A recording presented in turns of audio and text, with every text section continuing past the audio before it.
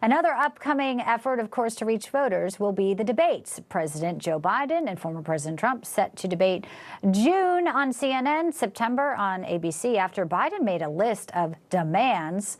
And some of them were like no crowds. He doesn't want any audience. He didn't want any third-party candidates, no opposing remarks. And none of the involvement with the usual campaigns, the way they usually do these. That's why June is so early, June and September.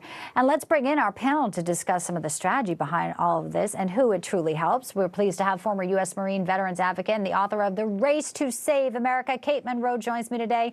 And NewsMax contributor Tom Borelli, welcome in on a Friday, guys. Hey, Thanks Bianca, great to be here. I'm glad there's debates. I do think I would like to have an audience. I'd like to have better moderators. I'm sure you guys agree with that. But what about June 27th? Why so early? Usually it's the fall. This is the first time it's ever been held this early, and it's before the convention. Tom, first to you.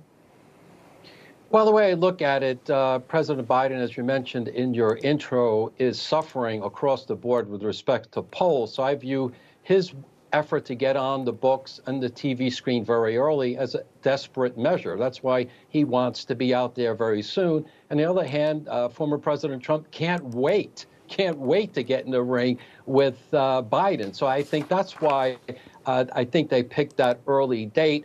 But to tell you the truth, Bianca, I'm not a fan of this debate. I think, in my analysis, former President Trump is walking into a trap. CNN, they're cheated before with Donna Brazile leaking questions. Candy Crowley at the time, she interfered with the debate with Obama and Mitt Romney. And Jay Tapper, worst of all, he was one of the biggest advocates pushing the fake Russia collusion narrative. Oh, great points. So, I think it's a trap. All right. Well, if anyone can handle it, though, walking into it is Donald Trump, right? Kate, what do you think about that? Pick up on some of the great points Tom was making, and also the fact, I mean, RFK, I mean, I'd like to see everybody on the stage. That wouldn't bother me. I just think that, Biden doesn't want him for sure. Of course, Biden doesn't want him. I mean, the next thing on Biden's list is to make sure that Trump is not there so he can debate himself with a teleprompter. And an ice cream. I don't think this is going to be much of a debate. I think it's going to be a complete annihilation of Biden. He also wants it this early so that people will forget that it ever happened. I think if there is a debate, there's not going to be a second or third. That's just my 2 cents.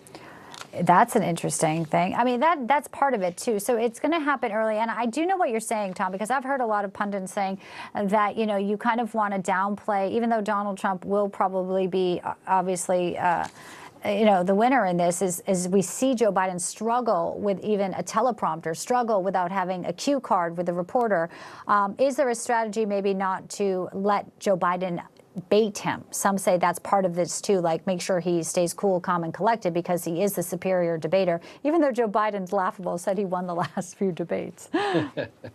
Yeah, for sure. I think that's a big issue. My other concern is the whole idea of cutting the mics and not allowing a response.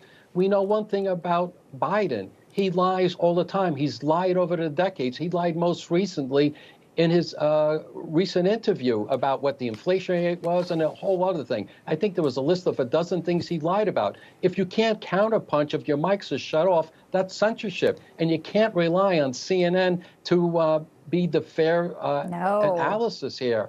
So, that's one of my concerns. No crowd, no mic, I see censorship. Yeah, it's a great point. Kate, final thoughts in our final moments here.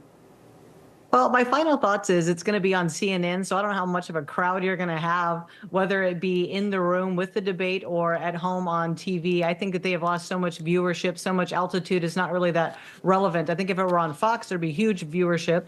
But at the end of the day, President Trump is going to be the victor in the general because all he's got to do in the debate is focus on safety of the world, safety of America, and we were richer when he was in office, mic drop, and walk off.